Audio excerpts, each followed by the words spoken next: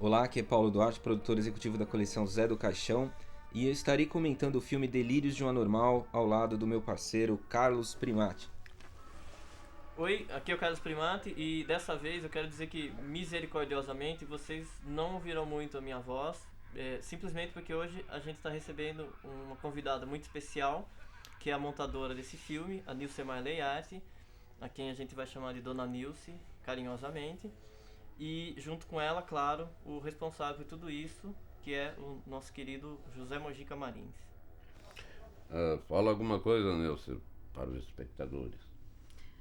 Bom, o que eu posso dizer, essa fita, vamos dizer assim, que é uma fita cheia de retalhos, né?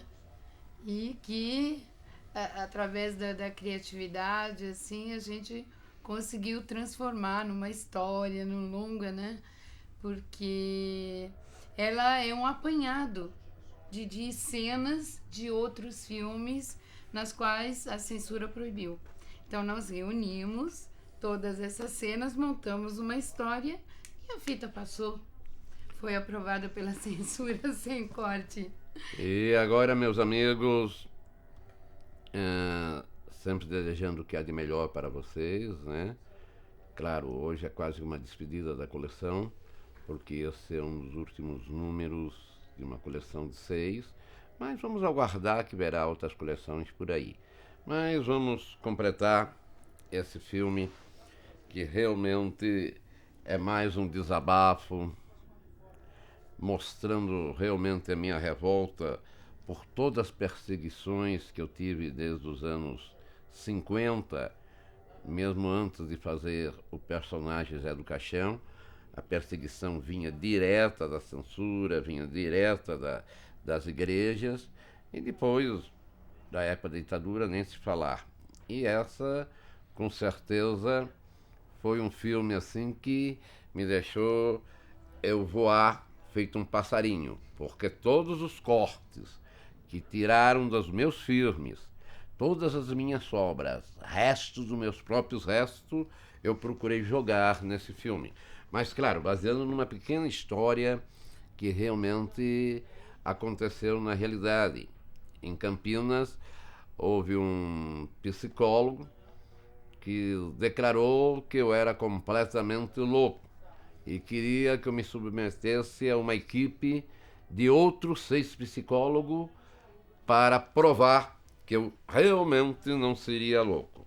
Claro que eu não ponho o nome dele ali, tudo é fictício, os nomes são fictícios, mas baseado nessa história, que eu fui para lá e acabei descobrindo que o grande problema é que ele tinha a esposa que havia se apaixonado pelo personagem Zé do Caixão. E isso foi incrível para mim. Ele logo disse que não tinha nada de louco, ele sabia que não era louco, mas o que estava em jogo era realmente o lar dele. E eu me prontifiquei, como eu tinha um programa gravado, me prontifiquei a aceitar um jantar na casa dele, cujo jantar eu falei: se eu me convidar, eu vou fazer com que a sua esposa nunca mais queira assistir filmes do Zé do Caixão. E vai a coisa dar certo. E deu realmente certo, porque quando eu estive na casa e realmente ela me cumprimentou como Mojica, não viu nada, fez lá o jantar numa boa, e quando deu 11 horas que o programa foi começar, ela logo sentou, como o marido dizia, e já ficou com os olhos no Zé. E eu aproveitei para falar aquilo que realmente é normal. Falava para o marido: olha, essa cena foi um negócio muito complicado, porque exatamente nesse dia, eu não sei o que foi, eu não sei o que foi que eu comi, que me deu uma desinteria danada. Eu ia começar a cena e tinha que mandar parar para correr. Aí ela já meio assustada, dizia: mas o Zé do Caixão também tem desinteria? Eu falei: tem. O Zé do Caixão sou eu que faço o Zé do Caixão. Aí ela começou a ver um outro lado do Zé. E aí eu ia cortando. E nessa cena eu tive que parar porque o cara me pisou no dedo e doeu tanto o meu calo. Mas o Zé do Caixão tem calo? Falei: claro, ele tem. Ele é uma pessoa normal, tem que ter calo, tem tudo que os outros têm. Elas começando a sentir, a satirizar realmente a gravação minha na televisão, ela chegou na conclusão que o Zé do Caixão não era mais o ídolo dela. E dali em diante a coisa passou a ser normal. Ela passou realmente a viver numa boa com o marido, no qual o psicólogo me agradeceu, e eu falei, futuramente eu deverei fazer alguma coisa sobre isso. E realmente, nos anos 78, me veio a ideia de fazer esse filme. E como A Meia-Noite, que surgiu assim, numa rapidez fantástica, esse também nasceu, eu conversando com a Nilce sobre o que eu tinha de sobra.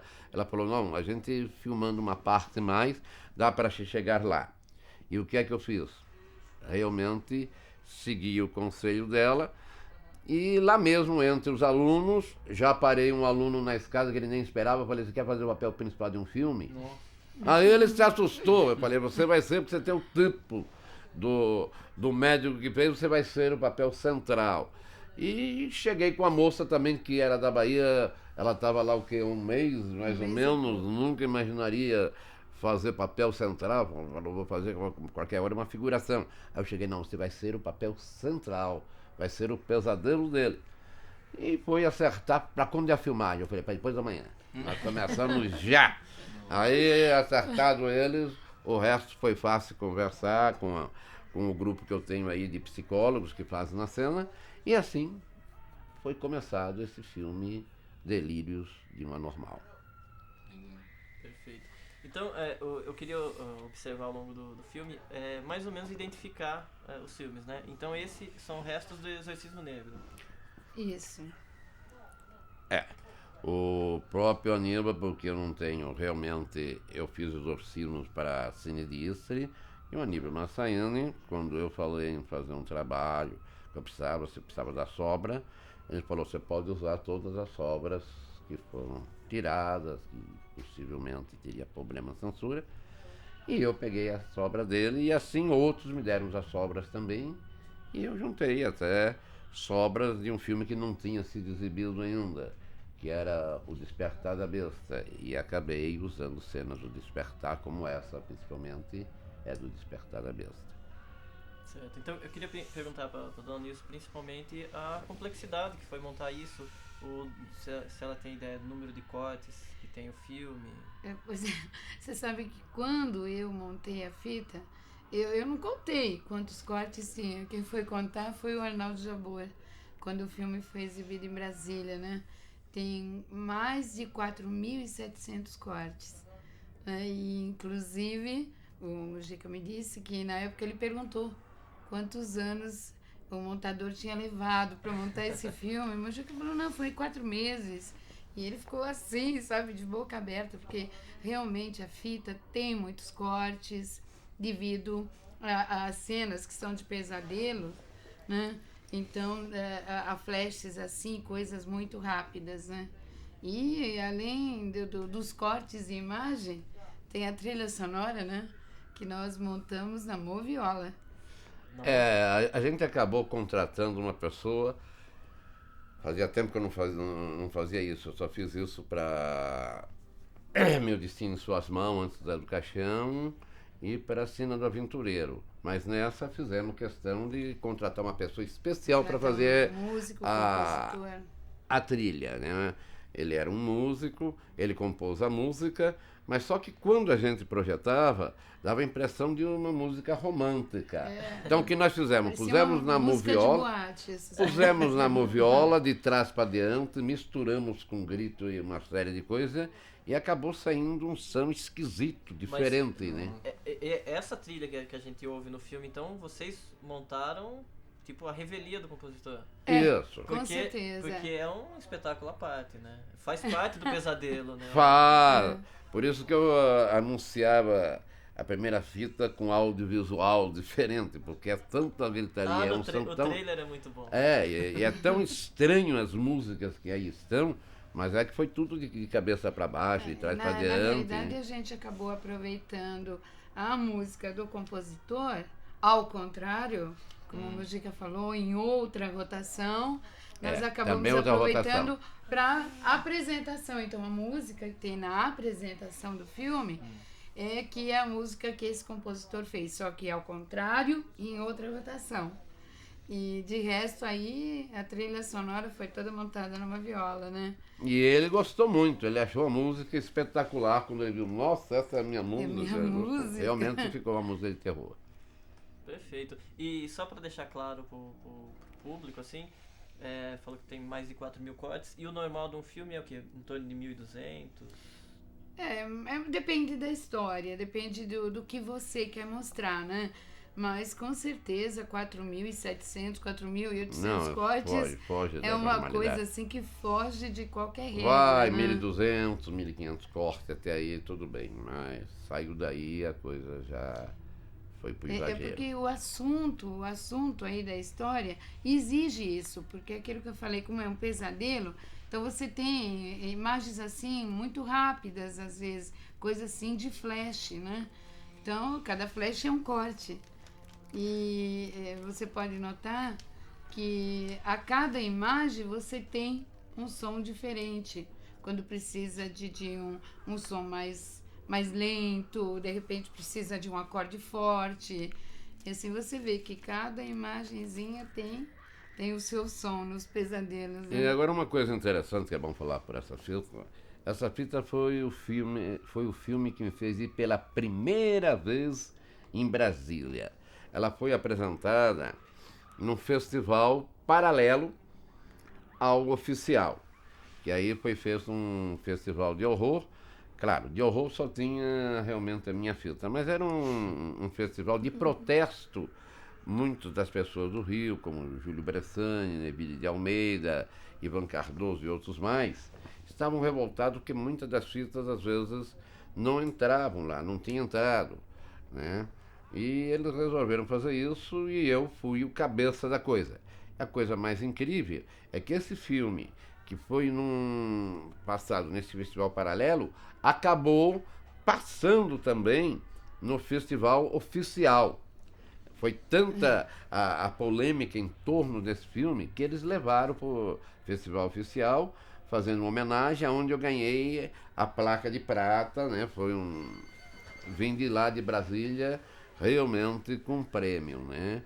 E outra coisa que me deixou eu ficar assim intrigado com a censura é que ao chegar lá, muitos dos censores queriam me conhecer. Eu fui levado e eles olhavam para mim como se eu fosse realmente o próprio capeta em pessoa, né? E conversavam comigo até com medo. Eu dava a mão deles ficava meio encolhidinha, né? Ficavam meio assustados. E houve perguntas assim que eu considerei muito cretinas. Houve quem me perguntasse se eu realmente dormia em caixão. Houve quem me perguntasse se eu comia aranhas, comia escorpião e via no meio desses bichos todos. E chegaram a falar se eu realmente conseguia ler a mente dos outros. Tinha praticamente telepatia. Eu falei, não, isso aí não acontece, eu faço isso no filme.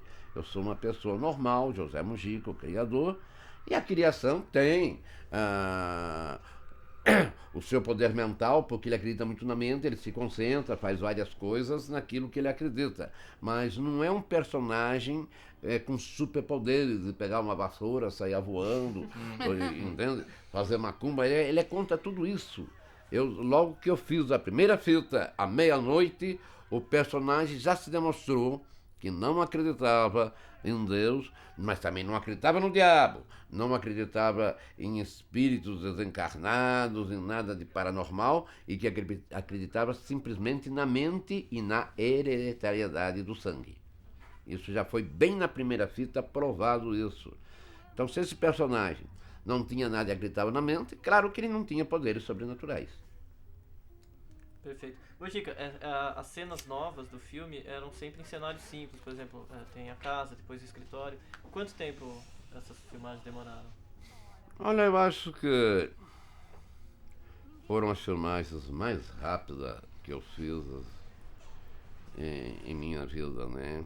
Eu acabei fazendo, acho que em 3 dias, a gente acabou fazendo toda a filmagem que entrou com o grupo todo de médicos, né? As cenas com a menina, tudo isso foi mais ou menos 3 dias de filmagem E, claro, o trabalho foi a montagem. A montagem levou muito tempo mesmo, porque tinha que acertar todos esses cortes, pôr no lugar certo. Então, a montagem levou, acho que uns 2 meses e meio de montagem para mixar, porção, tudo. E para ela ficar pronta, 4 meses. Totalmente. Entre Que filmar, não é muito tempo, não. Não, Que é um recorde. Foi entre produção, filmagem, coisa de acabamento final. A gente pode até abrir um parênteses, que é o seguinte: hoje em dia, com toda a tecnologia que a gente tem, com as ilhas de montagem já por computador, já seria um recorde. Imagina você tá montando numa moviola, né? Então, quer dizer, mais recorde ainda. Com certeza. Jaime Cortez, desculpe eu interromper aí, só falar o que está falando, Jaime Cortez, que era um português, um famoso desenhista, que desenhava muitos quadros, só os cartazes de fita de terror e capas de terror. Ele foi uma pessoa que se tornamos muito amigos, ele passou a fazer muitos cartazes meus, e eu acabei vendo nele um tipo muito legal para cinema. E lancei ele dentro do cinema. Quer dizer, aqui foi uma quase a penúltima fita, porque depois ele fez Perversão e foi a última fita que ele fez. Mas ele chegou a fazer muitas fitas comigo e fez com muitos outros diretores também. Quer dizer, ele de simplesmente desenhista passou depois a ser diretor de comerciais, de uma série de coisas. Trabalhou para o Maurício de Souza, foi o diretor de arte lá. Na verdade, que ele fez o Mundo Mercado do Sexo, não foi? Fez. Né?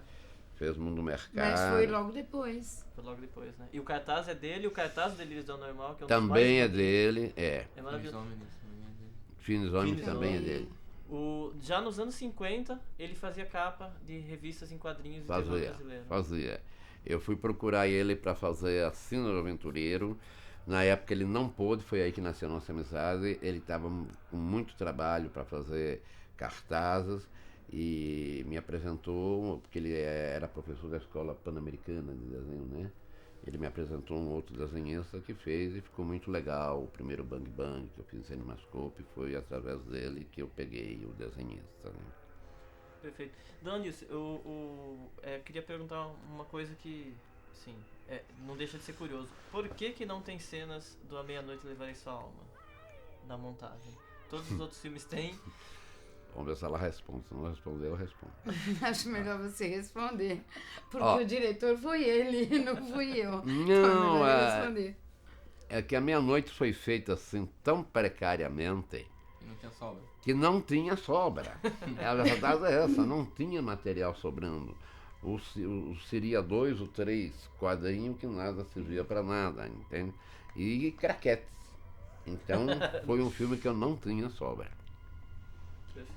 Não, porque o Mojica é um diretor que ele usa o estritamente necessário, né? Ele é o único diretor que eu conheço dentro da área cinematográfica que do nada ele faz um filme, né? Então, um filme, um longa-metragem, ele tem 1h30, então nós gastamos, pela lógica, seriam 9 rolos de 300 metros, porque cada rolo de 300 metros dá uns 10 minutos de projeção. Então, ele é o único cineasta que faz um longa-metragem com no máximo 10 rolos de 300 metros, ele faz um longa. Então, dali você tem que tirar craquete, tem que tirar velatura e alguma coisa assim. Então, ele é o único cineasta que consegue fazer filme somente com esse material. É bom para nós saber que sempre que a gente... É bom saber que sempre que você coloca um chassi, até para futuros cineastas, você põe um chassi ou de 60 metros ou de 120, sempre o início você joga fora, que vai dar velatura tanto no início como no final, ou seja, você perde 1 metro, 2 metros e também perde no final, entende? Então isso, queira ou não, eu considero assim um prejuízo muito grande para o elemento que usa, né?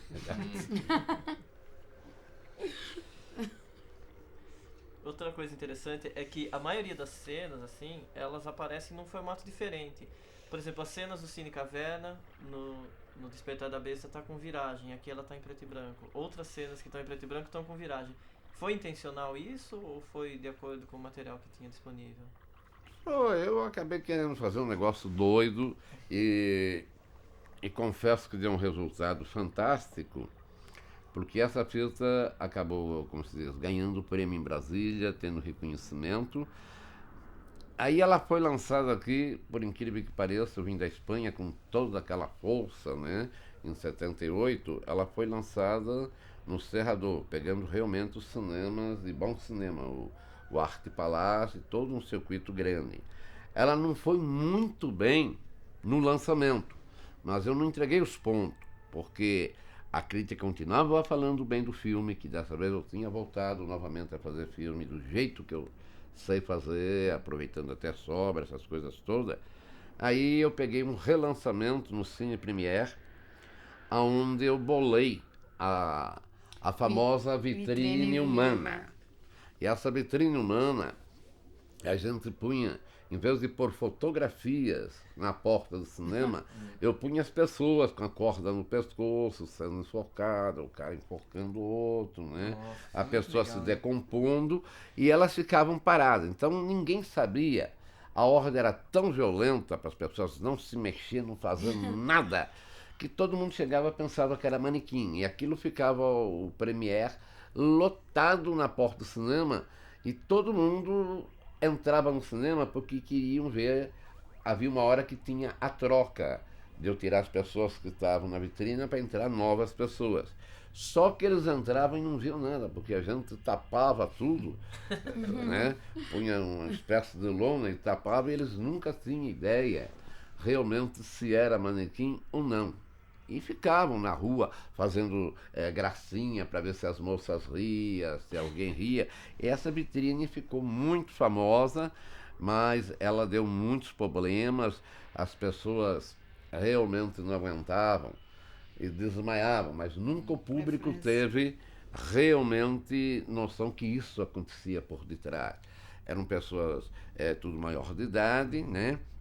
Mas procuravam fazer aquilo tão perfeito de segurar, às vezes, por meia hora, 40 minutos estáticos, que não aguentavam. A fraqueza vinha na mente e a pessoa chegava a desmaiar, e isso aconteceu muito. Eu punha outras e ninguém notava, todo mundo queria ver a vitrine humana, e entravam, aí assistiam uma fita, eu punha como promoção. O filme, o início é quando você entra no cinema, mas a finalização é quando você vai deitar. Quando você for dormir, é que o filme se manifesta. E deu muito resultado, porque a pessoa entrava com isso na mente, já entrava impressionado, né? E realmente no dia seguinte voltava para ver, porque falou, eu vi parte da fita hoje à noite, eu quero ver novamente, confirmar se está certo com o meu pesadelo. Então ela trazia realmente pesadelos. Mojica marqueteiro. Né? O William Castle é brasileiro, né? O William Castle era o mestre desses truques para chamar a gente pro cinema. Não, eu tinha que valer, queira ou não, eu sou um homem sensacionalista, achava que a fita merecia, então de início, a promoção feita, o Arte Palácio, a gente não teve força financeira, então eu precisava de uma imprensa grátis, de uma mídia grátis. Então nada mais do que a vitrine humana, que chamou a atenção de todos os jornalistas e passou a ter uma divulgação sem parar, e a fita foi semanas e semanas direto em cartaz.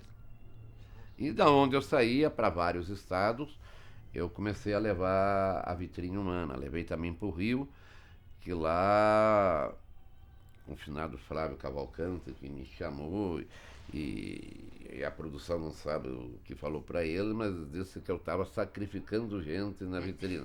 Eu fui chamado no programa, eu falei que a produção estava errada.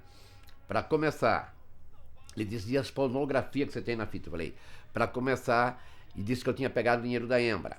Falei, não peguei dinheiro de lugar nenhum, até hoje nunca vi dinheiro. A fita não tem pornografia, mas o Flávio, muito vil, me pegou primeiro para uma entrevista, eu e ele. Quando ele viu o que é que eu ia falar no palco, ele falou, ó, você pode falar o que quiser, mas não me ataca, porque eu não vi a fita. Então, quando tiver um ataque, vai na minha produção. Aí eu, no palco, né, televisão ao vivo, eu falava, eu acho que você vai ter que despedir alguém da produção, que passou realmente os recados errados, entende? Que a fita é assim, assado, assado, e ele chamou a atenção da produção. Não despediu, mas suspendeu algum deles para olharem com mais jeito, para ele não cometer essa gafe. E me valeu porque eu criei uma amizade muito grande com ele nessa época, foi muito grande. E foi pena ter que parar com a vitrine humana, porque acho que isso começou a mexer com os concorrentes. E é bom que saiba que existe uma preparação até na vida real, não é só no cinema que a gente faz. Aí me prepararam uma muito boa e foi aqui em São Paulo. Enquanto eu estava no Rio e a vitrine humana estava aqui, eu tinha meu filho que tomava conta e a gente punha às vezes pessoas com máscara. Então, não é justo o que fizeram. Enquanto eu não estava, nem meu filho que tinha saído, pode falar que depois eu prossigo. Não, é o seguinte, Mojica, aí a gente tem o Jaime Cortez, e só pros fãs de terror e de quadrinho e de Zé do Caixão ficarem sabendo, esse cartaz que tem ao seu lado, queria que o senhor falasse o que é isso, que é um presente do Jaime Cortez, não é isso? Não, é o presente dele, ele me deu o presente, porque eu gostei, eu sempre fui fã do Boris Karloff, eu digo desde Torre de Londres, que ele pisa no pé de uma criança, e depois eu vim saber que ele é o que mais escrevia história para criança, ele fazia simplesmente o personagem, então eu gostei. E ele me deu vários presentes com fotografia, mas é bom que você saiba que isso só tem obras dele, porque nós estamos filmando exatamente na casa dele. Ah. Entende? Então estamos fazendo na casa dele, é bom que as pessoas saibam, mas eu tenho livros e muitas obras que ele fez, ele me deu de presente, autografada, porque de repente ele deu conta do recado também no cinema, não só como desenhista que ele era, mas como ator o tipo dele era muito bom e ele realmente apareceu não só na minha fita, como, sei lá, houve interesse depois de vários produtores e diretores contratar ele para prosseguir. Mas voltando ao que eu estava falando, do grande problema que as pessoas aprontam, né? Então o que é que fizeram comigo na época? Trouxeram o juizado menor, o juizado menor ficou de tocaia, e como as meninas tinham máscara e de repente não estava nem eu e nem meu filho que tomava conta disso, infiltraram na hora de mudar o número, e como até as pessoas que trabalhavam, como eu trazia várias pessoas, eles não conheciam, eles todos, entende? Puseram uma menor e puseram uma máscara na menor e puseram na estante. Armaram a cilada. Eu não sabia que a menina era menor e a menina não pertencia ao nosso grupo. Resultado, o juizado bateu, mas a gente sabia que era carta marcada, porque ele bateu e falou, não, eu quero saber se tem menores aí na vitrine, que não pode ter menor para essa fita, porque ela é 18 anos. Ele pode olhar, estava ciente, eu tinha o nome das pessoas. Aí de repente ele não pôde nem disfarçar, ele podia pegar um, pegar outro, não, ele foi pegar exatamente a menina, tirou a menina de lá, tirou a máscara e a menina realmente era menor. E deu realmente um problema grave, porque eu descobri depois que houve dinheiro vindo praticamente de outras distribuidoras, de outros cinemas, para que isso fosse armado. E de repente, por ordem do juizado, eu não pude mais apresentar a vitrine humana. Quer dizer, prepararam uma coisa, porque sabia que essa vitrine, aonde eu levava com esse filme, eu explodia a bilheteria. E isso não interessava aos exibidores que eram concorrentes. E prejudicou a bilheteria da fita? Prejudicou muito a bilheteria, mas a fama tinha ficado e ela acabava cada vez que se passava uma fita da meia-noite ou esta noite, a fita era reprisada com sucesso e eles pediam para reprisar. Então essa fita, queira ou não, também foi uma fita que, apesar de ser barata, ela deu muita verba. Mas, novamente, como sempre, eu precisando numa época que era difícil para mim, por causa daquela perseguição, não me deixei levar pela homenagem feita praticamente em Brasília, que eu sabia que tudo prosseguia aqui novamente, então eu tive que negociar o filme por dinheiros abaixo do que eu tinha para poder pagar até dívidas de outros filmes que era realmente eu estava pagando ainda o Despertar da Besta. Foi feito em 69, nós estávamos em 78, 79, então 79. Então, era 10 anos depois, eu ainda estava pagando as dívidas do Despertar, que eu fui até 85, é onde eu liquidei tudo. Foram muitos anos para pagar o prejuízo que me deram, foi muito grande. E esse prêmio em Brasília foi seu primeiro prêmio? Foi o primeiro prêmio que eu vi assim dentro de um festival assim que me desse, então realmente não só o prêmio, como os elogios, as coisas que foram feitas. E depois foi para a Espanha, ganhou outro prêmio, mas no Brasil seria essa placa o primeiro prêmio. Oficial mesmo foi o Despertar em 86, que recebeu o prêmio do júri, né? Aí não foi uma homenagem, um prêmio de homenagem. Mas em 78 já eram 20 anos de carreira. Começando não, com Cena do Aventureiro. Começando com a cena, mas temos que levar em conta. Eu considero a carreira, a partir que eu comecei a viver só de cinema, para mim foi a carreira. Mesmo na época que eu fiz os 8, 16 e projetava em cinemas os salões e outras categorias inferior, eles estavam parados, eu levava a fita para passar e levava os atores. Eu acho que a minha carreira, na realidade, começou bem antes. Para mim, ela começou nos finais dos anos 40, porque eu passei a viver de cinema. Se entrasse numa fábrica, eu não entrava numa fábrica para ser realmente viver daquilo. Eu entrava para selecionar pessoas e sair da fábrica e trazer as pessoas comigo. Isso aconteceu na fábrica de óleo, aconteceu na Fiat Lux, que eu saía e quem eu achava que servia para fazer cinema, eu tirava da fábrica e levava para o cinema. Agora, que filme que foi, porque aqui eu tive no auge do desespero, filmagem, tivemos assim uma série de outras coisas em 35 a gente tentou fazer. Não tivemos sorte, houve mil e um problema, mas eu só vivia era do cinema. Nesse filme, a gente sabe que uma boa parte dele é sobra. Agora, das cenas que o senhor teve que regravar, que teve que gravar para esse filme, tem cenas com o Zé do Caixão? Tem, claro. Tem, né? Tem. Tá, O Zé do Caixão.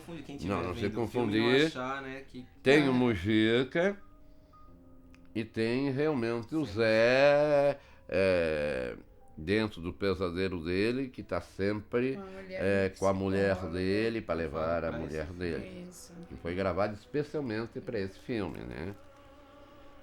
E tem algumas outras cenas também, aquela cena das tem. pernas pro alto ali. Não, tem muita coisa que foi feita. Tem várias coisas. Agora, Mojica, o senhor mesmo disse que ficou surpreso pelo fato do filme ter sido liberado para censura, mas foi censura 18 anos. E era normal isso na época? Não dava para esperar uma censura mais baixa?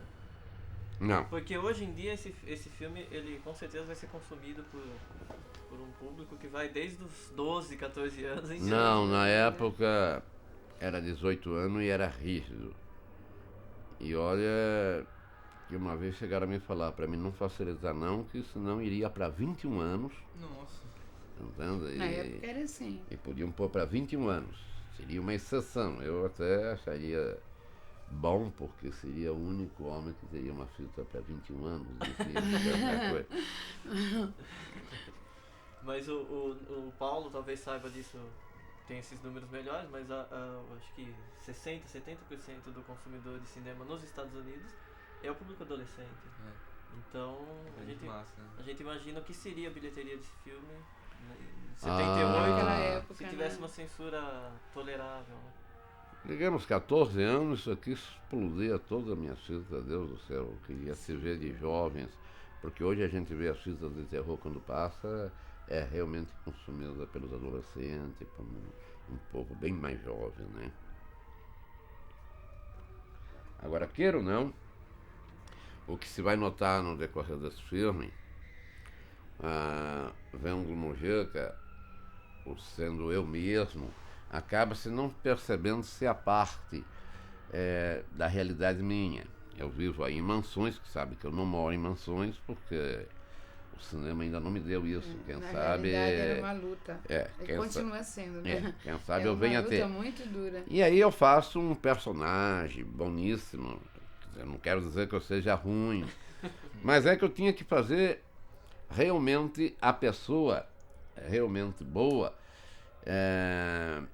dentro do Zé, que vai realmente aparecer como algo possivelmente imaginário ou real.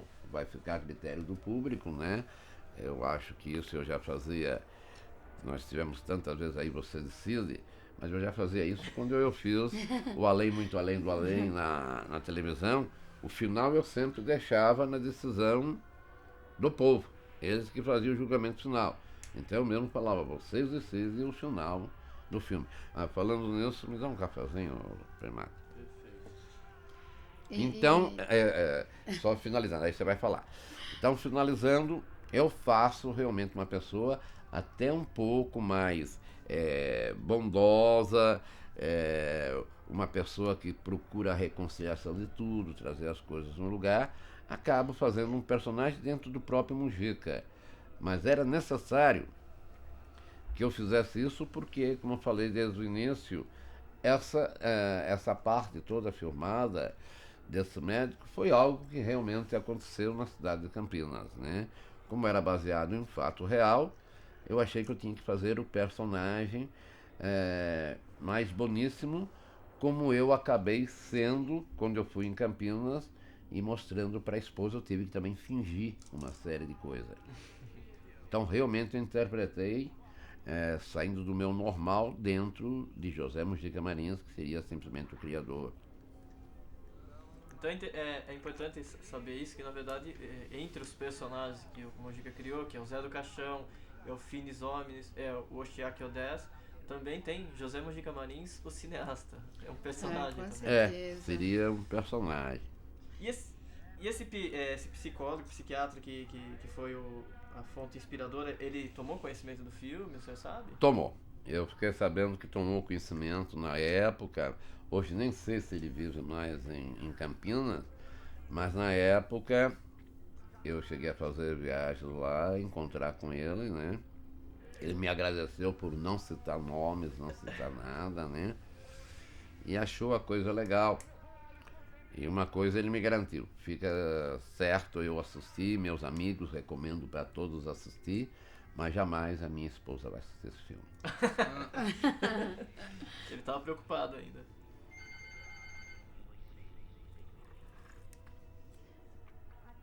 Essas são as cenas do Zé do Caixão que foram feitas. Essas foram feitas, né? Essas é que ele vê no pesadelo, sempre cada vez a mulher dele ficando cada vez mais submissa ao Zé do Caixão.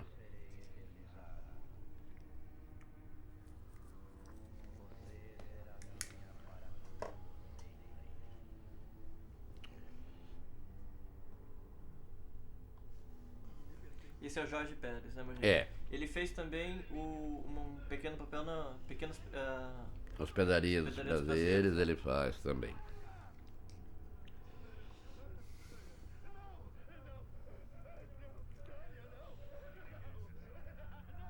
Ele até, eu acho que ele sai bem aqui, mas ele tinha um problema muito grave, que eu acho que ele até hoje deve ter, não se dá muito comigo, né? Porque ele acha que quando foi feita a divulgação dessa fita, acabou prevalecendo a vitrine humana, né? E esse audiovisual que a gente chamou de uma inovação, acabou prevalecendo. E ele esperava sair em manchete de jornal. Só que ele foi em Brasília. E aí eu queria que o pessoal de lá entrevistava ele. Mas quando ele pegava, ele era tímido, ele não conseguia falar. Não teve jeito de falar. Eu falava, se você não dá entrevista, você não pode sair no jornal. Então, todos os jornais que procuravam ele para entrevista, ele não dava. Aí eu juntei a menina para dar força nele. A menina andou ouvindo aí, eu falei com vários jornais bons, preparei os editores para eles ir lá, só que ele ia, mas depois falava, não, eu não entro. E não entrava na redação para dar entrevista. Então acabava saindo ela. Aí ele ficava com mais raiva. Como é que ela saiu e eu não? Não. Ele não saía porque ele não tinha... ele era tímido e continua tímido demais. Então não se abria. Agora, para dirigir, ele é uma pessoa legal, que é aquela pessoa sem vício, que vai fazer exatamente o que você manda. E é isso que eu prefiro na minha direção. Não quero pessoas que começam a querer criar coisa, porque elas vão criar aquilo que elas já viram. Então elas não estão criando, elas estão copiando. E eu prefiro que siga a minha direção, porque eu estou procurando sair do que já fizeram. E os atores, não, se ali, olha, num filme X, fulano fez isso. E quer fazer na minha fita, então eu não aceito. É por isso que entrevista de ator nem sempre é interessante, né? Porque eles estão lá para responder um papel, né? Mas é. Não são a parte criativa de um filme, né? Isso, Nelson. Agora você está com todo o tempo disponível, que eu sei que eu interrompi não, duas que vezes. agora saiu fora do assunto. Não, o que eu queria dizer sobre o assunto que estava falando antes, que na realidade, eu pelo menos vejo assim, que eu convivi com o Mujica há tantos anos, eu vejo que na realidade ele mostra aí o Mujica que ele gostaria de ser para as outras pessoas e que todas as pessoas que trabalharam com ele sabem disso, que dentro do que ele podia, ele realmente foi isso, porque ele é uma pessoa que sempre tratou bem os que trabalharam com ele, sempre procurou ajudar, sempre procurou fazer tudo que pôde pelas pessoas que colaboraram com ele, que estiveram trabalhando do lado dele. Era isso que eu queria dizer naquela hora, né? O que eu vejo aí como personagem é justamente o nível, assim, né? O nível financeiro do Mujica no filme e do Mujica na realidade, né? Porque a vida sempre foi uma batalha. Cada filme, cada obra que a gente procurava realizar sempre era uma luta muito dura, porque ele nunca teve ajuda do governo, nem de órgão nenhum, né? Quer dizer, todos os filmes que nós fizemos sempre foi com sacrifício próprio, né? Com garra e com luta. Na verdade, eu pus uma vez aqui para o Mujica diferente do que eu tenho na vida real. Exato. Eu pus aquilo que eu gostaria de ser. Aqui ele é um homem bem de vida, põe a casa dele à disposição de todo mundo, os funcionários são bem tratados, e é o que eu pretendo. Um dia, se vier dinheiro, digamos, do governo, de outra coisa, eu poder pagar bem aos técnicos e aos atores. Eu acho que eu tive muita colaboração e isso começou a me fazer doer a consciência, que não me trazer um determinado remorso. Aí eu procurei retratar isso na fita, que se eu fosse esse elemento, esse Mujica que eu apresento aí, com certeza todo mundo teria o que realmente merecia. E de quem é essa casa, Mujica? Essa casa foi arrumada pela produção minha, se eu não me engano, é de um... Era um clube. Eu acho que ela não é bem uma casa. É um clube. É um clube. Essa parte da piscina era um clube. Essa parte é um clube. Quando eu saio e entro na casa, eu já estou indo, já estou entrando na casa do Jaime Cortez. É os milagres do cinema, né? Inclusive parece uma mansão e tanto, então é um clube. É um clube. Não, é que eu procurei fazer tudo aquilo que eu gostaria de ter e de poder ajudar meus amigos aqui, porque aqui eu estou mostrando que são só elementos que trabalham comigo, que gostam e tal, são amigos que colaboram no meu trabalho e eu deixo à vontade. E se eu pudesse, eu estava promovendo churrascada toda semana. Com certeza. Então, por isso que eu falei que a única coisa que difere é que no filme, o Zé do Caixão, ele tem uma situação financeira muito estável, uma situação financeira boa. Na realidade, não. O José Mujica Marins, desculpa, eu falei Zé do Caixão. Na realidade, o José Mujica Marins, sempre foi uma pessoa que teve que batalhar muito, teve que lutar muito para realizar qualquer trabalho, realizar qualquer obra. Mas dentro da vida, né, que ele sempre teve, o José Mujica Marim sempre foi muito bom para todos que trabalharam com ele. Então ele sempre procurou fazer tudo que pôde e que não pôde. Então ele não fala isso, né? Mas eu falo porque eu acompanhei. Não, mas eu acho que é legal a gente falar isso mesmo, porque eu e o Primati, nós dois somos um exemplo atualíssimo, né? Verdade. Desse convívio com o Mujica, porque realmente ele é essa pessoa maravilhosa mesmo, aí, super atencioso, uma pessoa que tem toda uma serenidade a respeito da própria obra, né? O cara que sabe o que fez, que às vezes as pessoas falam, mas será que ele fez isso? Ele sabia o que ele estava fazendo? Oh, Ele Ah, sabia, com certeza. ele sabia demais o que ele estava fazendo, sabe inclusive até hoje o que ele faz e faz muito bem. Quer dizer, é isso aí tudo mesmo, nossas assinaturas embaixo, né, Primati? Não, é verdade. E eu convivo com uma certa regularidade com o Mujica já há pelo menos 10 anos. E qualquer pessoa que conhece ele no dia a dia vai sempre usar a mesma palavra. O Mujica é um gentleman, realmente. E a gente só lamenta que tenha demorado tanto tempo para as pessoas conseguirem diferenciar um personagem criado por uma série de filmes de terror de um cineasta, de uma pessoa criativa, de alguém que fez faroeste, fez filme infantil, fez comédia erótica, fez de tudo na vida e fica marcado merecidamente por um personagem, mas às vezes até pelo lado negativo. E que o Mujica é uma pessoa extremamente atenciosa e que é o principal elemento de estar fazendo essa coleção de DVDs uma coisa tão especial, tão recheada de material que muita gente jamais teria como ver isso. Acho que isso já simboliza o quanto é fácil trabalhar com ele e o quanto é uma pessoa que a gente valoriza. E é uma pessoa muito aberta, porque se nós analisarmos todos os filmes dele, nós vamos ver que hoje em dia há uma facilidade assim das pessoas que queiram ingressar na carreira, mesmo porque o cinema de vários anos para cá, agora graças a Deus parece que está mudando, mas a gente viu que foi muito vulgarizado, então acabou se abrindo muita porta. Mas se a gente vê desde o início da carreira dele, nós vamos ver que ele foi o cineasta que mais deu chance a novato no Brasil. É verdade. Ele sempre trabalhou com novato, ele sempre teve a porta aberta para todos os novatos.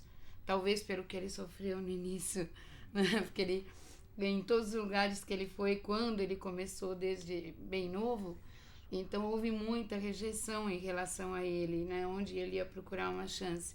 Então ele foi o cineasta que realmente deu e dá mais chances a novato no Brasil. Então a gente tem que reconhecer isso, né? Até aproveitando isso, tem um detalhe interessante, porque o mesmo cinema brasileiro, às vezes o sucesso de um filme se apoia, às vezes, num astro conhecido, em alguma coisa que já deu certo que é refeito. E como o Mujica nunca trabalhou com astros, cada filme dele iniciava uma carreira do zero, ou seja, ele trazia aquela fama de Zé do Caixão, essas coisas, mas quem não gostava ia continuar não gostando, e quem gostava ia prestigiar.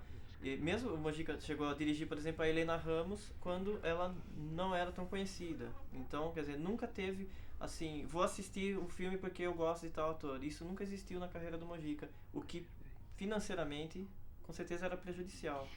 Tanto é sobre Helena Ramos que até ela trabalhar com o Mujica, ela tinha feito coisinhas muito pequenas, tipo, não passava de pontinhas. E depois a carreira dela acabou tomando vulto, tanto é que ela fez Iracema, que a Embrafilme produziu, entendeu? Então, e assim foi também com Arlete Moreira, em outro filme, né? Mas que depois a Arlete Moreira acabou sendo chamada pelos Trapalhões para participar da fita devido ao Perversão que ela fez com a gente, né? Então, o Mujica realmente sempre deu muita chance a todos que quisessem ingressar na carreira. Essa é Magda Miller, o nome dela? Magda Miller. Ela seguiu carreira, Mujica? Olha, essa menina tinha tudo para explodir. Eu acho que uma das grandes decepções que eu vi, porque ela poderia ter acompanhado essa fita em seu estouro. Eu corri vários estados do Brasil, né? Ela se demonstrou ser uma ótima atriz, era baiana, mas era muito boa. E, para surpresa, ela um dia desaparece daqui, eu quis fazer outros trabalhos e não consegui achá-la. Aí eu vou para fazer uma apresentação em Brasília e me convidaram, falou, você quer ir numa boate? Você vai encontrar uma pessoa que você procura há muito tempo. Eu fui na boate. E eu sei que eu bati de cara com ela. Fiquei realmente triste. Ela já acabada. Nem sei se estava usando droga, mas já estava um pouco embriagada. E de repente eu cumprimentei, desejei tudo de bom para ela. Eu senti que ela sentiu-se envergonhada. Não era esse o caminho. Eu esperava que ela fosse para, sei lá, saísse para outro estado, já com currículo aqui, de um papel central, mas não. Ela preferiu o caminho da vulgaridade, o caminho sem retorno. Deus queira que ela tenha encontrado um parceiro e as coisas tenham ido para outro caminho que não seja esse que eu estou pensando. Mas o meu desejo foi esse, que ela realmente seguisse. Lá não senti que eu tinha condição de falar com ela nessa boate, mas ela sentiu nos meus olhos que eu estava triste com aquilo e desejava o melhor para ela. Mojica, que lente que o senhor usou aí para conseguir essa distorção? Aí não é bem a 9.8, mas é a 16. É a mesma que é usada no Exorcismo Negro? Não, no exorcismo usamos a 9.8. E a 16 também, quando se aproxima, ela também dá uma pequena distorção. Não tanto como a 9.8, que distorce completamente, né? A 9.8, para você ter uma ideia, e o espectador, é uma lente que você está filmando para frente, mas até quem está do lado aparece. Uma grande angular. Ela pega tudo. É um semicírculo.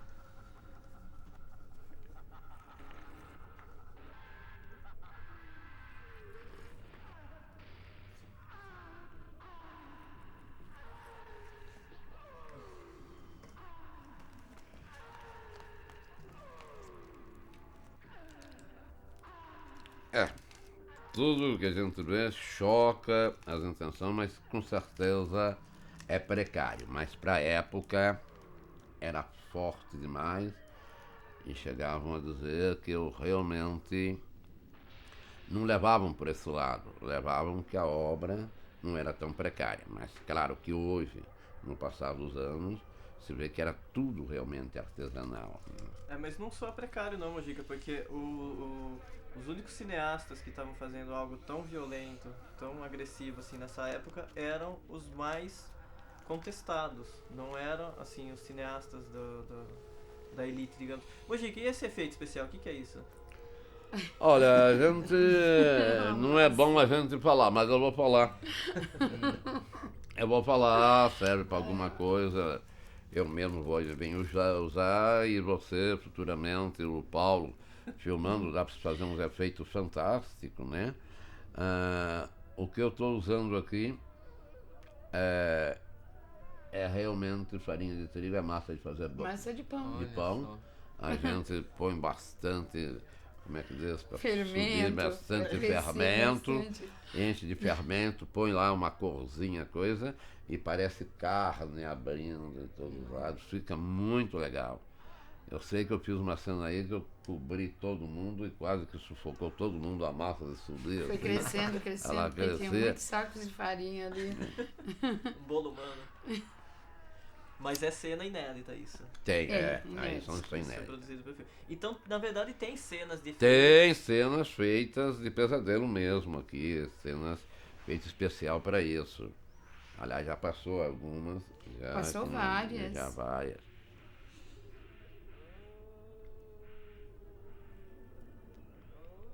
O que é aquilo? Eu sempre gosto de cada fita por alguma coisa diferente. Vocês vão sempre reparar. Então, o negócio da massa aí, para mim, foi realmente algo diferente. Eu sempre procuro achar para determinado truque que eu não posso, fazer isso, né?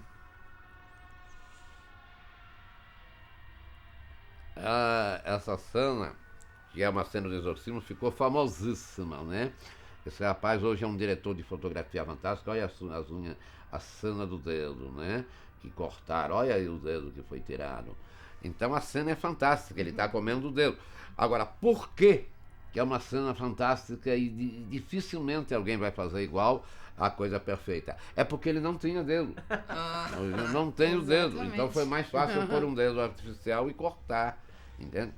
Então, essas coisas eu fazia muito. Ó. Novamente, estamos vendo.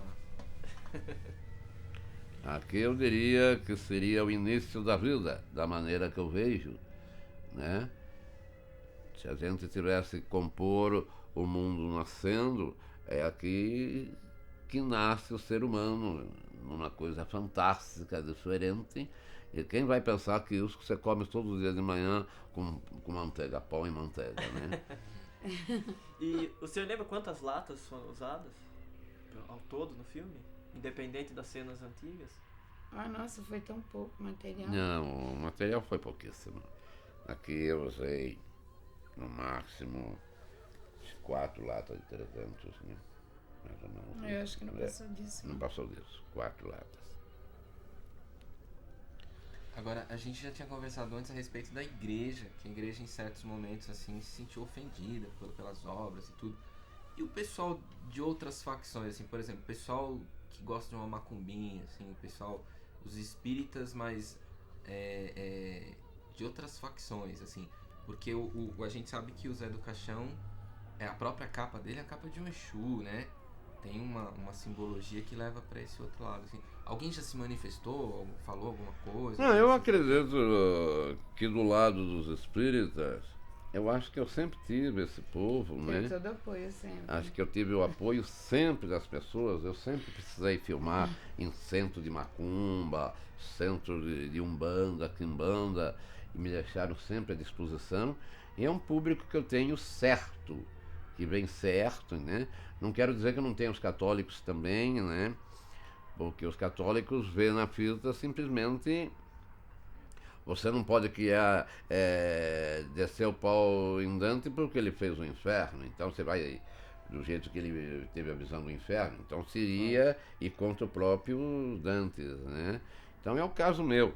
Eu acho que eles veem da maneira que eu faço, gostam, vão, os católicos, mas estão sabendo que não sou eu, não é José Mujica a coisa. Eu sou simplesmente o criador de coisas que devem e não devem existir. Mas eu acho que... Isso aqui eu acho que é ser sacrificado. Eu acho que o Inferno de Dante é suave, perto de muitas cenas que as fitas do Mujica têm. Mas é bom, eu acho que a gente deve mostrar para dizer, olha, você não deve ir para esse lugar. Então, faça por não ir para esse lugar, né?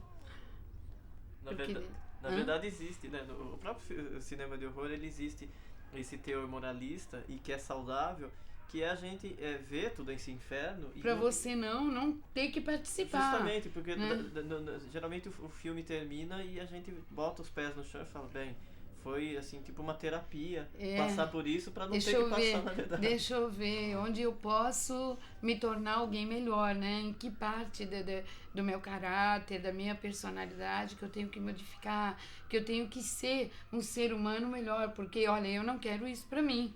É verdade. E mesmo artisticamente, assim, todos os grandes mestres da pintura, eles retrataram o inferno. Todos têm alguma obra que retrata o inferno, né? E eu sempre acho que, assim, artisticamente falando, o inferno ele é até mais agradável do ponto de vista criador. Do Dante, não é? Com certeza, com certeza. Na maioria das vezes o céu, o purgatório, são uns lugares tão chatinhos assim, né? Até o inferno já monótono. Não é monótono? Até o Mazzaropi brinca com isso no filme que ele vai pro céu, ele fala, nossa, eu não gostei nem um pouco disso, é muito chato, eu quero ir pro inferno agora. Meu Deus. Ó, essa fita, se a gente analisar com uma mensagem. Então se vê aqui que eu procurei estar em paz com a humanidade. Já que todo mundo já começaram a dizer que na Bahia tem um centro que abaixa o Exu Zé do Caixão, não sei aonde abaixa o Zé do Caixão. Eu já fui em vários locais e não quis nem deixar a pessoa sem graça, dando uma, eu entrei de óculos preto, né?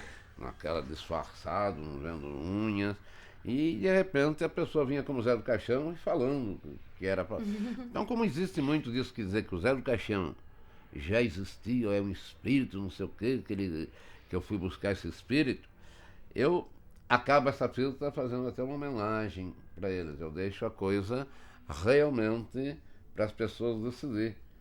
Será que ele existe mesmo? Já que estão pondo, fazendo o meu personagem se tornar real demais, né? E eu colaborei com eles, mostrando então que pode ser que aconteça isso, né? Então, você vendo o final dessa fita, você vai chegar na conclusão que é possível que o Zé realmente exista e esteja somente ou dando uma colher de chá para mim, que sou José Mujica, o criador, por eu ser tão legal com ele, ceder meu corpo para ele usar essa coisa toda, a carcaça. Então ele me popou, mas ele continua no seu caminho. Então é mais ou menos o que eu mostro nessa fita. Eu já vejo o Zé do Caixão assim, como um homem, né? Uma pessoa que é muito real. Porque se nós analisarmos o que é o Zé do Caixão, nós vamos ver que ele é um homem cético, extremamente radical, extremamente machista, extremamente violento, não é verdade? Ele é o extremo. Nós vamos ver que se a gente andar vasculhando por aí, nós vamos encontrar muitos seres humanos que realmente são assim. É verdade. Eu comendo uma orelha, né? Satã. É. Mas é interessante, uma coisa que às vezes as pessoas não param para pensar, o Zé do Caixão, durante toda a existência dele, ele foi criado, interpretado e imaginado por uma mesma pessoa, que é o Mojica. E é raro isso na história do cinema ou de qualquer outro tipo de manifestação. Quer dizer, ele pertence a uma pessoa só. E mesmo assim, até hoje tem gente que acredita que o Zé do Caixão era um folclore brasileiro, que o Mojica se apropriou, e outras coisas. E na verdade não é uma criação dele. Se a gente pegar Drácula, Frankenstein, Lobisomem, qualquer outro personagem rico no cinema de horror, ele foi criado, recriado, interpretado, escrito por inúmeras pessoas. Mas o Zé do Caixão não, só existe na mente do Mojica, só existe nos filmes dele, ninguém herdou o Zé do Caixão até hoje. Então acho que isso é mais um detalhe que torna um personagem único. Com certeza. E acho que até hoje não existia uma pessoa que fizesse um personagem por tanto tempo. Eu completo em 2003 40 anos de personagem. Eu acho que ninguém conseguiu manter um personagem característico, com capa, como tem a Cartola, tem o seu jeito de ser, o Zé, né? Acho que ninguém conseguiu. Eu acho que eu vou bater Já vai entrar pro o Guinness, recorde, eu vou entrar pro É. Guinness. Ah, o Guinness. É verdade. E que ganha força, né, Mojica? Não é uma coisa esquecida. Não. Ainda bem. A cada ano eu sinto que o personagem fica mais forte e a qualquer trabalho que eu faço é realmente sempre uma surpresa para as pessoas, todos querem ver. Eu acho isso aí importante, né? Não sei, eu acho que mesmo hoje em dia, que a mentalidade das pessoas mudou, né? Mudou bastante. Mas eu acho que ainda tem muitos homens que gostariam de ser Zé do Caixão. Não para participar de um filme, mas ser ele o Zé do Caixão, ser machista, aquele machão, aquela coisa. Isso aí ajuda no sucesso? Faz a pessoa se espelhar no Zé do Caixão e falar, queria ser isso, mas não posso? Eu acredito, sim. Não, ele acaba acredito. promovendo, né? Ele promove mais o personagem e acaba surgindo novos adeptos, né? Essas cenas eram feitas com os alunos da escolinha? Tudo com alunos, né? E Essa cena foi filmada, essa não foi Foi, tirada foi de feito. outros filmes, não é é? que eu falei, eu praticamente dou nota 10 para os alunos, porque o que eles faziam não é fácil qualquer ator que você Impressionante. pegar a fazer, não faz. Né? Então a pessoa quando toma aulas, que tem as aulas de acordo com o meu método, eu acho que ela sai pronta para o que der e vier. Quer dizer, ela Você faz notou que teatro, a televisão. Magna, ela tem uma semelhança com a Andrea Bryant. Você notou isso? E ela foi usada como se fosse ela aí. É. Pra dar a entender. E justamente Isso é- quando ela estava lá no estúdio, eu falei, ó, Magica, a Magna, É. ela parece um pouco a Andrea. Eu acho que a gente vai conseguir transformar ela na Andrea. Interessante. Porque uma das coisas que eu observei nesse filme é que as cenas que são do Esta Noite Carnal e o Teu Cadáver, quem sofre todo aquele tipo de tortura é o próprio Zé do Caixão que vai pro inferno. E nesse filme, até o sentido dessas cenas são invertidos, porque passam a ser tudo invertido. torturas que ele provoca no atormentado, né? Exatamente. Então, a gente até Então- quis a sua presença, dona Nilce, para explicar isso, como que faz É que essa pela mágica. primeira vez o Zé não sofre. Não sofre, exatamente. Ele faz os Ele outros faz os sofrerem. outros sofrer. É a primeira vez que ele não tem um final drástico, né?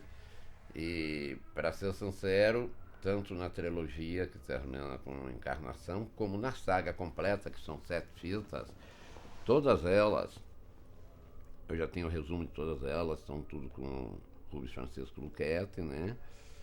Não está roteirizado, mas tem toda a saga completa. Então, todas elas, o Zé pode aprontar alguma coisa, mas termina no sofrimento.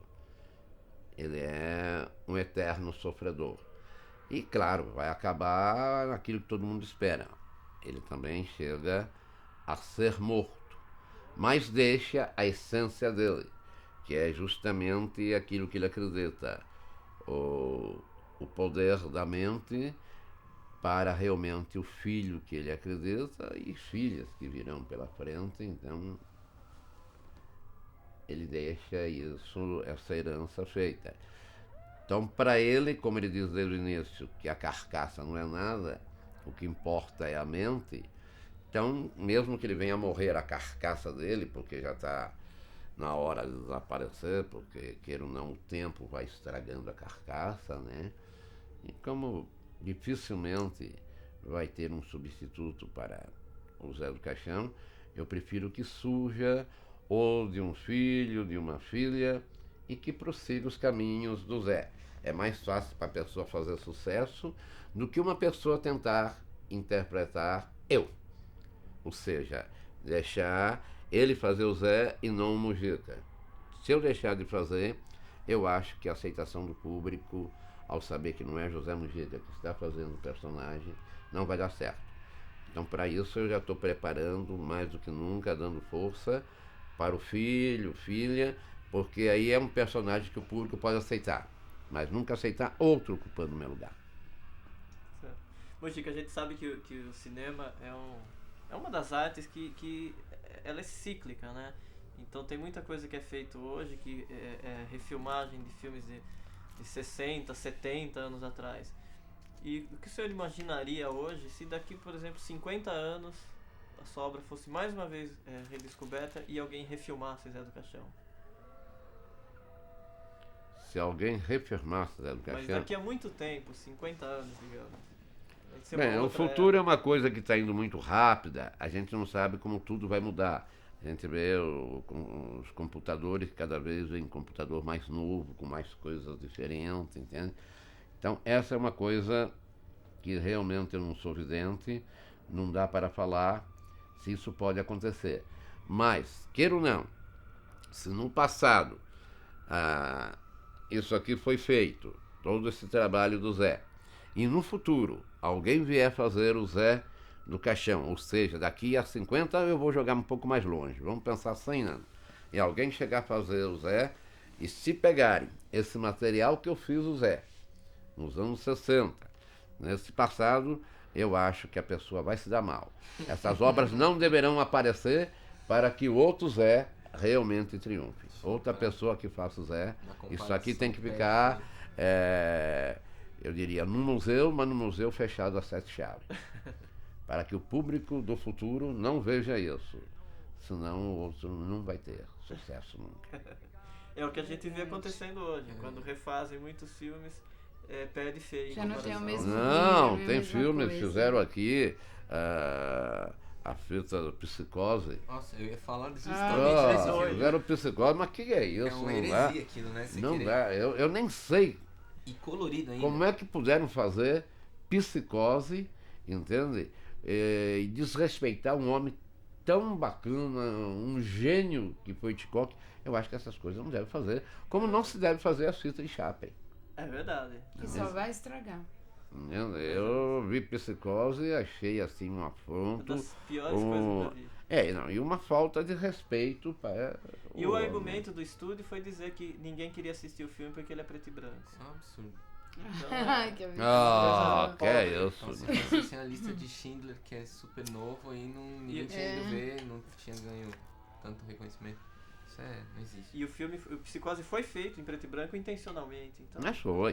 isso não... É o mesmo caso do Despertar, que se eu viesse a fazer hoje, eu fazia tudo preto e branco e só as alucinações com o CD que eu ia fazer em cores. Né? A desvantagem que hoje tem o preto e branco é que no passado o preto e branco era barato, o colorido custava 3 vezes mais. Hoje é inverso, né? É completamente ao contrário, né? E até para revelar tem problema de banho, essa coisa toda. Não sai um preto e branco como era do passado, não sai. Agora, Nilson, deixa eu perguntar uma coisa pra você, até voltando a essa parte do pessoal que gosta de cinema, o pessoal que vai estudar cinema aqui, enfim. Eu acho que hoje em dia, se o cara tem um Macintosh e tem lá uns programinhas lá, o cara já se arrisca a fazer umas montagens. É verdade. E a gente, nessa época, era na Moviola, que inclusive é um equipamento que hoje em dia o pessoal já... Tem gente que não sabe o que é uma moviola. Então, moviola... Essa nova geração não sabe. Não é? E como é que era esse processo romântico de se fazer? Ficava você e o Mojica, ficavam os dois Às assim, vezes só ficava os eu e dois, ele, às vezes ficava só eu. numa salinha escura, assim, Mas só como que é? eu acho que hoje em dia, infelizmente, mesmo com o avanço, eu acho que já não tem mais aquele gostinho, porque na moviola a gente fazia pedacinho por pedacinho, era um quebra-cabeça que você ia montando, você ia criando, muitas vezes você ia criando, sabe, parte da obra na moviola. Então é um trabalho muito bom, muito gostoso de se fazer. Eu acho que hoje em dia É já, um trabalho já não há artesanal condição de que fazer realmente vai deixar saudade. sem dúvida. Mas eu ainda pretendo fazer alguma coisa na moviola, né? E não é por estar presente a ela, a rapidez que ela tinha numa moviola, eu acho que ela derrubava até os maiores tecladores aqui de computador, porque ela punha e fazia de tal maneira que mesmo as pessoas, a não ser que ela quisesse ensinar, mas você não conseguia captar.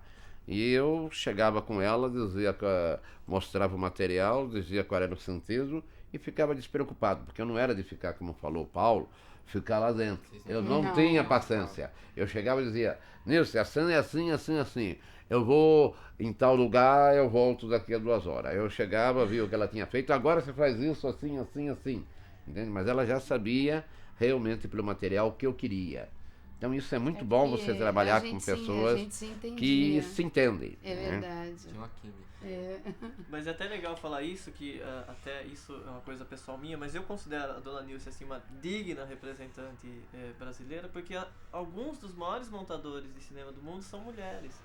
Porque são atenciosas, são pacientes, são inteligentes e faz aquele trabalho de amor mesmo. E a habilidade manual das mulheres que superava, né? Com certeza. Olha, os meus filmes eu confesso que depende muita paciência. Quando você olha aquilo parece um negócio de perna para cima pro ar, parece que não tem jeito. Entende? Eu já não deixo nem produtores ver. Entende? Eu sempre brigava com os produtores porque eles diziam, daqui não sai nada. O cara olhava e se assusta. E depois Entende? quando via pronto. Quando via, não, essa não é a mesma filta, essa não é a mesma filta. Eu só vi o copião e achava que não ia sair nada dali. Não, todos que assistiram produtores, eu proibia o primeiro acordo que eu fazia com eles. Não, assiste na hora que eu falar que você pode assistir. E eles respeitaram isso. E você sabe que eu acho que além de tudo isso que você falou, eu acho que é uma questão de sensibilidade também. Que a mulher tem mais sensibilidade do que o homem, né? Então, tudo que ela vê, ela sente mais. Porque eu sou assim, todo trabalho que eu faço, eu não consigo fazer se eu não me envolver. Então eu me envolvo com cada trabalho que eu faço, eu acabo me envolvendo, eu acabo sentindo aquele trabalho, né? Então eu acho que por causa disso também que a gente consegue, né? Consegue realizar mais, consegue talvez tornar a obra até melhor, porque a gente sente mais. E eu acho que foi isso também que fazia com que eu e o Mujica a gente se entendesse tanto assim, em cada filme, em cada montagem, né? E também, como o Mujica não cansa de lembrar, você sempre teve uma visão global do processo de fazer o filme, porque não era só montador, era tudo, né? A gente era maquiagem, procurava fazer era tudo, né, Mujica? Era diretora Todo de. mundo. Ela chegou a ser diretora de dublagem, né? O que a Nilce fez é coisa que poucas pessoas fazem. Ela fazia a seleção musical, ela separava os ruídos e sempre ela punha em nome de outras pessoas os créditos, né? Normalmente ela ficava só com os créditos, muitas vezes, só de montadora, mas muita coisa ela fez. Eu diria que ela chegou a ser até assistente de direção e também não quis que usasse esse nome como assistente e manteve somente como montadora.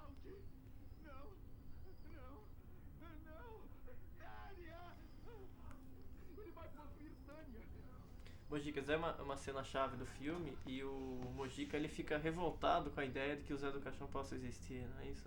É, Então ele não queria aceitar que a criação dele era tão forte. exatamente, por isso que eu estou falando. Eu passei a dar, eu chamaria assim de uma colher de chá a todos que dizem que ele tem, para não chamar os caras de louco. Que o que dizem pessoas por aí que eu abaixo em centro espírita, chegaram a dizer que eu aparecia até numa igreja evangélica aqui, que eu apareci lá cheio de diabos do lado, né? Então falaram muita coisa, dizer que eu também saio em vassoura voando, essa coisa toda. Então eu acabo deixando essa fita para o povo realmente decidir. Será que o Zé existe sem ser a minha criação? Será que ele pegou vida mesmo? Será que ele já existia há milênios?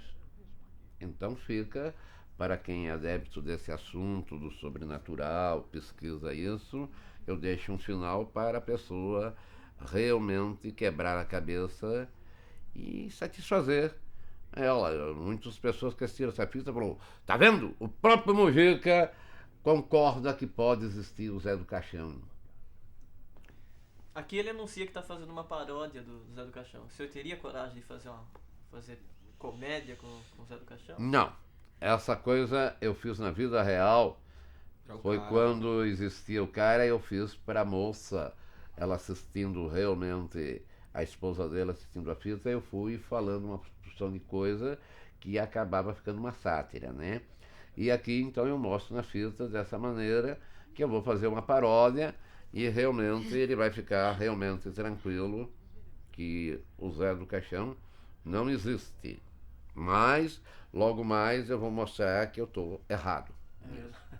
Eu deixo no ar. Será que foi uma coincidência o que acontece? Mexeram com uma força que não deveriam de mexer? Será que eu estou mexendo com essa força que tanto me falaram? Que eu mexo com uma força sobrenatural e eu procurei trazer ela à vida, ressuscitá-la, como se ressuscita as múmias, né? Ou melhor, como é feito em filme, que ressuscita múmias. Mojica, a gente está chegando no final do filme que encerra a coleção do Zé do Caixão em DVD e eu queria perguntar o seguinte pro senhor. Existe final feliz pro Zé do Caixão? Não, nenhum dos coisas. Eu diria que a última fita, ele morrendo, ele se sente feliz porque ele vai ser morto pelo próprio filho. Aí, como ele faz coisas provocando que o filho esteja acima de qualquer sentimento, e sim em proteção daquilo que é puro, a inocência das crianças, ele faz realmente um tipo de uma representação como se ele tivesse explodido uma creche de criança. E o filho, diante disso, se revolta contra o pai e atira. E aí descobre que na creche só tinha bonecos realmente feito proposital, que era para provocar o filho, para saber se ele podia morrer sossegado e tinha realmente nascido o filho perfeito. E aí ele morre feliz. Então, para ele é feliz, porque ele morre tranquilo, porque o filho realmente tem o pensamento dele. É o sacrifício de Abraão ao inverso, né? É o inverso. Mata o pai. Ó, aqui eu deixo a grande dúvida. Eu já tive parada cardíaca, será que foi uma parada cardíaca? Ou será que, de repente, ao perder a consciência por minutos, eu viria, o meu espírito estaria junto com o Zé do Caixão? Porque nós vamos ver aqui o Zé do Caixão com uma carcaça minha. E essa cena, Mujica, é uma das mais assustadoras da sua obra, você não acha? Essa cena agora, que tem um impacto... Não, ela realmente foi feita para isso, e como minhas citas não têm um final feliz, eu acho que o final feliz aqui, na verdade, está até acabando para o Zé. Seria a primeira vez em que ele teria algo de certo, cumprindo o dever dele. Agora, será que isso aconteceu? Ou isso não é obra do pensamento meu quando eu tive aquele início de um infarto e perdi a consciência na mesa? Pode ser que eu esteja imaginando isso. É o público que vai julgar. Eu estou imaginando que o Zé realmente queria ouvi-la, de tanto falarem. Dizem que a mentira, muitas vezes repetida, torna-se verdade. Pode ser que isso realmente aconteceu. Só que o Zé sairia realmente da sua ideologia. Porque a partir que o próprio Mujica ajudou a trazer essa pessoa que é inocente da loucura total, ele está acabando de destruir isso. Passa a ser um pesadelo para Mujica, então. Se o Zé sair completamente ao contrário do que eu sempre achei.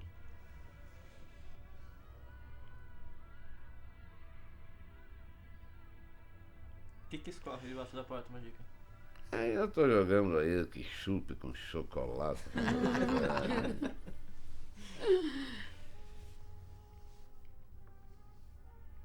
Agora vai do cineasta. Pô, esta hora eu tô voltando a mim. Estaria aquilo acontecendo na realidade? Ou foi realmente um pensamento meu? Você decide, né? Quem vai decidir é realmente vocês, caros amigos, né? Bom, então a gente está se despedindo. Foi maravilhoso participar dessa coleção toda ao lado de uma pessoa como Mujica e nessa edição especial com a Nilce. Então, Exatamente. Carlos Primato se despede. Paulo Duarte, o que eu posso dizer que foi um privilégio e de uma vida, um privilégio essa experiência. Para mim também foi muito bom. Agradeço a oportunidade de poder ter estado aqui.